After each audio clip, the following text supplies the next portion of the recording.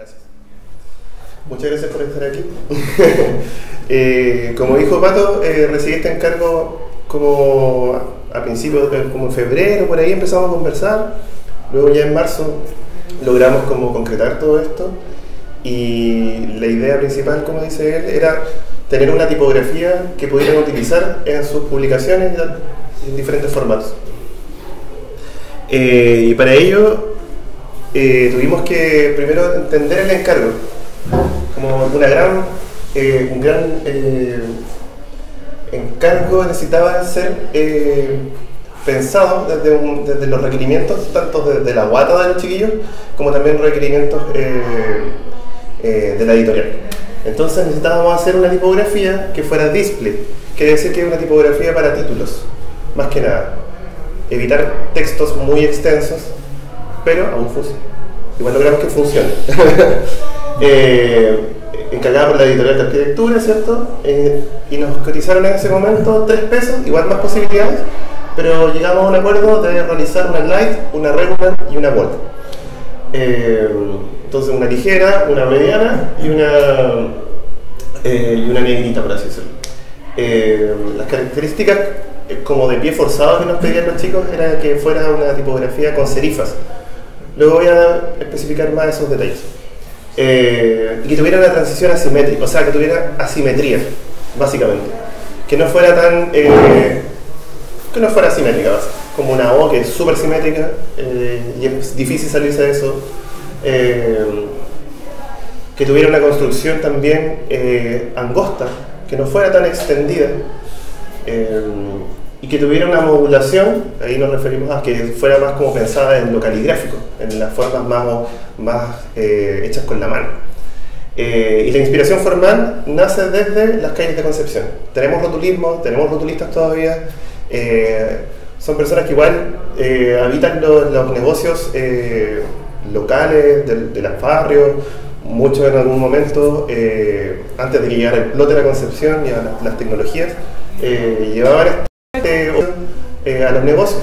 Entonces todavía queda algo, todavía hay una galería Yacamán que tiene algunos letreros pintados, todavía hay algunos resquicios que quedan del pasado, y que como el Luigi ahí también está reviviendo en su rotulismo, entonces todavía queda algo y hay personas que todavía lo siguen haciendo y lo siguen llevando como una especie de rescate cultural. Y otra cosa que teníamos que rescatar también era la sustracción. Como otro pie forzado de parte de los chiquillos era que le sustrajéramos algo a la letra, pero que se siguiera entendiendo que era una letra. Y esa era la parte difícil, como ¿qué le saco a la letra para que se siga viendo como una letra y se siga leyendo? Que básicamente es lo que necesitamos. Bueno, entendiendo el encargo, con los chiquillos nos reunimos una primera vez. Yo ahí saqué el libro, mis especímenes tipográficos, que son como cuadernos o recursos gráficos que se utilizan para mostrar cómo luce una tipografía, cómo se vende y todo eso. Y los chiquillos les mostré mis cuadernos y se pillaron con algo parecido a esto. Estaba mucho más ordinaria la foto, así que lo quise digitalizar. Pero se pillaron con una foto de mi cuaderno donde yo con una herramienta caligráfica que se llama Parallel Pen hice algunas formas de serifas, que son estas patitas, ¿cierto? Esto es la serifa, todo esto. Entonces se pillaron con este mix de serifas y dijeron, chutar, esa. Muy seguros de lo que estaban buscando. Y fue como, ya, podríamos pasar algo con eso y vamos a ver qué sale. Bueno, básicamente aquí hay serifas egipcias que son de similar peso que las astas, algunas que son totalmente distintas, terminan en punta, que terminan con transición, que son más caligráficas, transicionales, lidonas y así sucesivamente.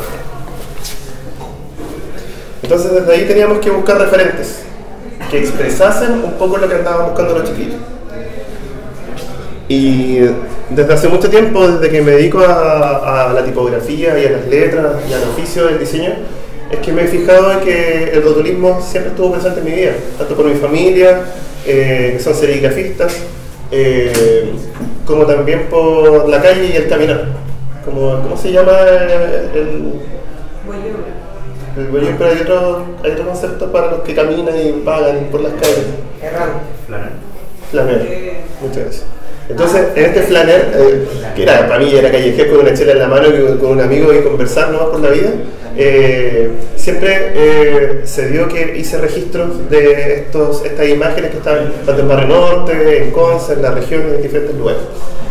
Y desde el encargo empezaron a aparecer cosas que teníamos que ir buscando. Entonces todas estas imágenes yo ya las tengo, cuando voy caminando por la calle ya las conozco, ya sé dónde encontrarlas. De hecho, esta que está acá está tapada por un ploteo, pero que quiero rescatar. O sea, voy a ir a buscarla y no sé cómo lo voy a intentar. Que me lo regalen, no sé, o que me lo vendan. Pero difícil en un lugar que compran lo mismo que está ahí, lata. Podría convertirse en un pedazo de lata, básicamente. ¿Y qué intercambiar? Sí, podría intercambiarlo con algo. Otro pedazo de lata. Róbatelo. Róbate el cielo. Oye, ya.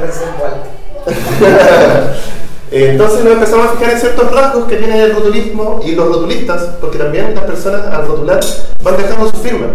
A medida que van teniendo una especie de trayectoria, también van firmando, no con el número de teléfono para que los llames, sino que con los gestos. Entonces nos empezamos a encontrar con estos gestos de diagonales de los travesaños, que también, no sé, por dislexia o algo por el estilo, pero tienden a dar vueltas las letras. Y vemos que también hay una firma en cuanto a la gestualidad y cómo pintan. Y yo esto lo encuentro en otro lado. Acá. Entonces aquí hay gestos que se repiten de la imagen anterior, que es la curvatura también de un travesaño medio. ¿De la misma persona? Creo que es la misma persona, porque eso es lo que voy encontrando, como en diferentes pintores, y se reconoce la pulcritud del trazo, X cosas. Entonces todos esos detallitos, cuando esto es Santa Bárbara, esto es un Golmo con Argentina, cuando había una ferretería, y se van repitiendo cosas, como la R descendente, travesaños curvos que salen incluso de la letra, y que se van repitiendo, que también es como, esto está aquí, pero la vez está aquí, un poco más corto, pero es el mismo lenguaje, ¿cierto? El ancho del trazo, la curva, detallitos. El viruta. Buena chela y nada. Esto es gillancito, vaqueano, perdón. Vaqueano. Entonces el viruta, de hecho este es como una de las grandes inspiraciones también que viene a responder el tema de la sustracción. Algunos rotulistas, bueno, eso es buen efecto. Algunos rotulistas no marcaban con tiza o con otro elemento sus rotulismos, porque a veces hay que hacerlo in situ. No va a sacar el pedazo de lata, ¿cachai? Y se lo va a llevar, sino que hay que trabajar ahí mismo. Entonces, algunos resuelven súper rápido poniendo una cinta de papel, ¿cierto? Acá. Y que el momento de pintan sus letras, qué sé yo, luego sacan esta cinta de papel y sustraen una parte de la letra. La curva, inferior o superior. Entonces, ahí está como, ahí está la sustracción. ¿Cómo podemos hacer que ese elemento gráfico por accidente se transforme en un elemento gráfico coherente en un sistema tipográfico? Eso, salió el código, Entonces ya está el carrito de los churros, ¿cachai? Notaría que está en la galería de Camán, también. Algunas cosas que podrían haber sido de tipografía, como no también. Puede haber un artista del ¿cómo se llama esto? Del metal, y que hizo esa letra y cómo le salió. Imprenta Ateneo, que estaba en Lincoln, empiezan a salir cosas también que los rotulistas empiezan a poner de su cosecha. O sea, como que una T que llega a lo alto de una mayúscula es... O sea, la tipografía como la Times New Roman, eso no va a pasar nunca. Es como una daga. Empiezan a... Sí, de hecho, tiene razón. Es una... entonces, claro, la T tiene un elemento que es casi que prehistórico en la tipografía, o sea, en la caligrafía incluso, que es este gesto para poder diferenciarla, porque antes la T en la caligrafía empezaba como acá, en la altura de X. Esta altura de X quiere decir el alto de la minúscula, altura de mayúscula, pero la T cohabita como entre medio. Y que se sale un poquito más que nada para poder diferenciarse. Y tiene un travesaño. Entonces esos gestos, para nosotros también, como en el análisis que estábamos haciendo, eran dignos de sustraer, como de traerlos para la tipografía que estábamos diseñando. Y en un safari tipográfico que hice con toda la teoría del universo, hace como 2 o 3 años, estábamos viendo todas las cosas que estaban pasando en Galería Yacamán y los letreros y hablando con los peluqueros y qué sé yo, con Andy, que vino a hacer una residencia. Y nos encontramos con esta G que estaba en el suelo, en una de las, no sé si en todas las esquinas, nunca me he fijado, pero en una de las esquinas de la galería está esta G, que también viene a responder un poco el estilo que estaban buscando los chiquillos, que era una letra con serifa, ¿cierto? Y también es condensada, tiene una patita menos acá, porque es una G que tiene una patita acá. Un espolón, muchas gracias. Entonces todos esos elementos decían, aquí hay una inspiración también para poder tomar y usarla mejor. O también esos gestos como la Q, que tiene este trazo tan orgánico comparado con lo mecánica que son las letras. Esto de acá, Galería Alessandria, la extinta Galería Paz, que está por Colo Colo. Salón Unisex, que esto está en la Galería Hermanos Carrera, en Rengo con Carreras, que es un lugar difícil de habitar, un poco hostil, pero está lleno de peluquería y todavía quedan estos de peluquerías antiguísimas, o sea 10 señoras cortando el pelo ahí y todo. Entonces aparecen estas cosas como la X, que tiene una especie de como quiebre. Está interesante, que una X completa es un solo trazo, en cambio acá se divide de forma interesante, pero no sé si no era digno de aplicar o no. Y fuimos también desechando cosas, esto sí, esto no, y así sucesivamente. Algunos registros que nos dejaron los chiquillos. Está buena. Esto mismo pintor también se va reconociendo por el gesto de que salen las astas y algunos trazos salen de la letra. Y en base a eso, mi amigo Pego desarrolló este primer boceto que fue como en nuestra conversación y que venía como también a responder un poco el estilo, como para dónde iba la cosa. Y fue una reunión, no sé, 40 minutos y se sacó este boceto y fue muy hermoso de ver y de visualizar, pues, como que ya iba apuntando la cosa. Luego de eso nos hicimos un juego, dividimos la pega. Tú y yo vemos cómo interpretamos esto que venimos conversando hace rato en esto que necesitamos. Mi boceto es de allá, el boceto del pego es de acá, y ahí empezaron a aparecer cosas similares entre los dos. Este gesto apareció ya, podríamos publicarlo, y ahí empezó la conversación, y con los chiquillos empezamos a definir. Después esto se fue un poco, era otra cosa, estaba bonito, pero se salía un poco de lo que yo quería lograr como visualmente, que fuera un poco más tosca, no tan fluida. Entonces queríamos hacer cosas, asimetría y sustracción. La asimetría la hicimos con la transición. La transición de la forma, o sea, orgánicamente en la caligrafía uno escribe de izquierda hacia la derecha y el trazo de la caligrafía incluso baja hacia allá. Entonces este trazo lo hicimos un poco más grande, más prominente, y este de acá lo hicimos un poco más pequeño. Teníamos un gesto de asimetría. Luego el recorte de la sobredimensión. Sobredimensión en la tipografía es como ópticamente se necesita para que las formas redondas se vean similares a las formas que son rectas, que llegan a lo alto de la altura de X. Entonces, esa forma, como ya la habíamos visto previamente en el rotulismo, nos sirve como elemento conceptual y también gráfico para poder implementar. Entonces, recortamos la sobredimensión. Este es el boceto como inicial y después pasamos a eso.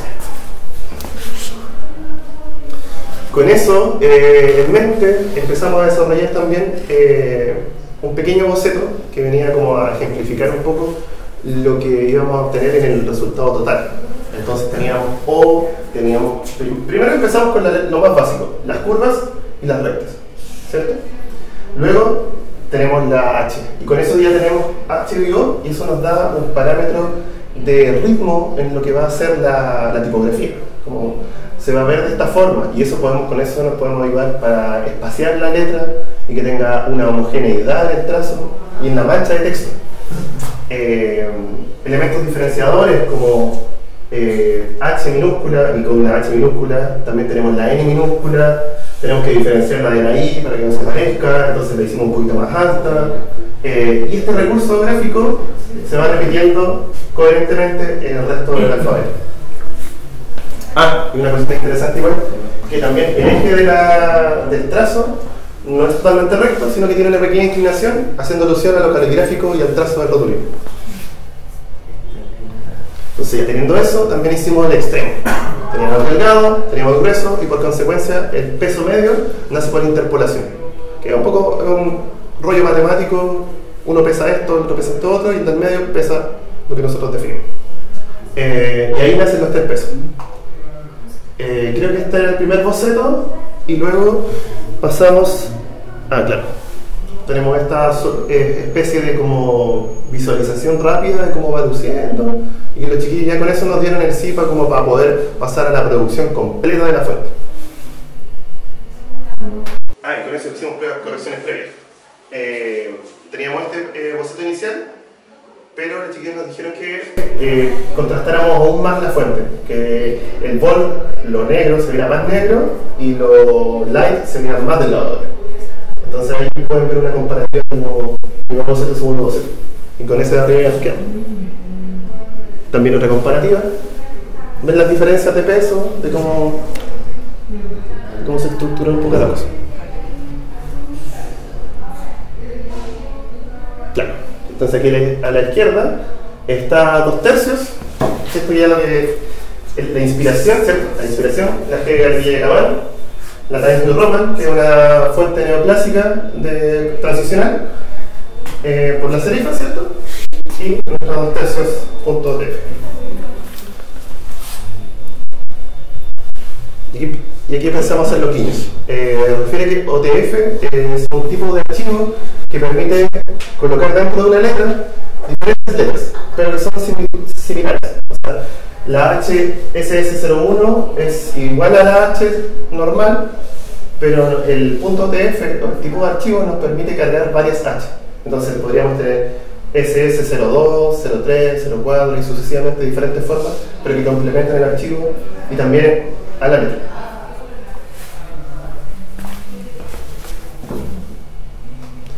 Y con eso, como les decía, o sea, teníamos ese apoyo ya de los chiquillos, como de decir, ya chicos, denle nomás, está la inspiración, está todo, y empezamos a producir la tipografía. Y ahí es cuando el registro gráfico, como de tomar pantallazos y hacer cosas por el estilo, se fue un poco a la cresta, porque nos emocionamos tanto con que ya teníamos muchas ganas, estábamos así como nuestra perrita, ¿sabes? Quiero salir. Y Pego me decía, quiero dibujar, así como, hagamos todo rápido. Y empezaron a salir estas cosas. Y ahí está el gesto de los OTF, que uno puede seleccionar la letra y automáticamente se despliega la versión alternativa o varias alternativas, que tiene varias, en este caso solamente tiene una. Entonces todos estos gestitos y todas las cosas y todo lo que pensamos, o sea, refiere o tiene una condición, tiene una referencia visual que les mencioné anteriormente, pero que responde al estilo también. Y ahí parecieron cosas como, ¿qué pasa si sustraemos ese detalle de la G, lo llevamos a otras letras? Perdía peso, no nos llamaba tanto la atención, sentíamos que era para algunas letras, así que lo desestimamos y quedó en el olvido. Pero había que responderse esos detalles antes de proseguir. La diferencia de pesos, de hecho creo que se ve un poco más condensada de lo que es por el proyector, más que nada, es un poquito más ancha. Como luce con ligaduras, también estos detalles que son históricos más que nada en la tipografía y que se pueden implementar en algunas letras. También manteniendo el corte, haciendo juegos. el alfabeto completo, de la A a la Z, minúsculas. Y en las minúsculas hay que hacer un rollo de interpretación, porque no teníamos muchas referencias. En el rotulismo callejero por lo general se ocupan mayúsculas, difícilmente y en pocos lugares se encuentran minúsculas. Entonces, como teníamos elementos diferenciadores, esto es crear, como ocupar un poquito la imaginación y ver cómo lo podemos resolver. Como les mencionaba, las ligaduras son históricas y por el tipo de fuente que estábamos desarrollando era súper válido y necesario también aplicarlo. Y ahí es cuando se unen ciertas letras como CT, FI, que a veces tienen por mal espaciado o porque son formas que una tiene una gota acá arriba como la F y la I tiene un punto, a veces chocan. Entonces, para evitar esos problemas, mejor las juntamos, que se vean bien. Lo mismo con la T, que el travesaño pasa por ambas, en vez de que pase por una y una, pase por las dos. Entonces ese tipo de cosas se pueden hacer con ligaduras. Los símbolos diacríticos que vienen a ayudarnos en la fonética de otros idiomas también son eso básicamente, ayudarnos con otro idioma. Números, aquí no podemos subir. Gracias. Los números, esta pega se la di al Pego. se la di a él porque teníamos la problemática de saber si los números iban a ser tabulares, que refiere a que todos tienen el mismo ancho, si iban a ser números antiguos, que son números que tienen ascendente, descendente, suben, bajan, un despelote, o son números normales, como todos juntos, todos a la misma altura. Y decidimos hacer un mix, como con ascendente y descendente, pero a una altura específica para nosotros. Y ahí se ven estos números. Igual la diferenciación con la O, que es muy normal, que el 0 se parece mucho a la O, sobre todo en fuentes que son condensadas. Un punto para poder diferenciarlo. Otros rasgos son como hacerle una diagonal también, que también funciona. Puntuación, súper importante. Y aquí tenemos una alternativa que fue del asterisco. Sacamos un destello y desde el calor de los churros nos pidíamos este sol destello. Un churro de frente. Medio churro de frente.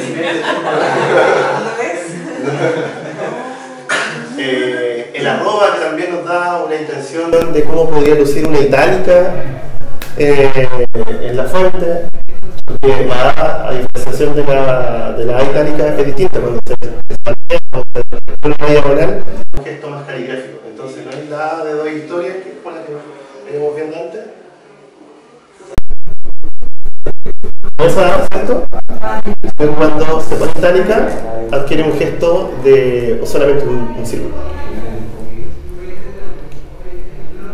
que sería una arroba. El ampersand también, que es el et, es una evolución del símbolo en griego para el and.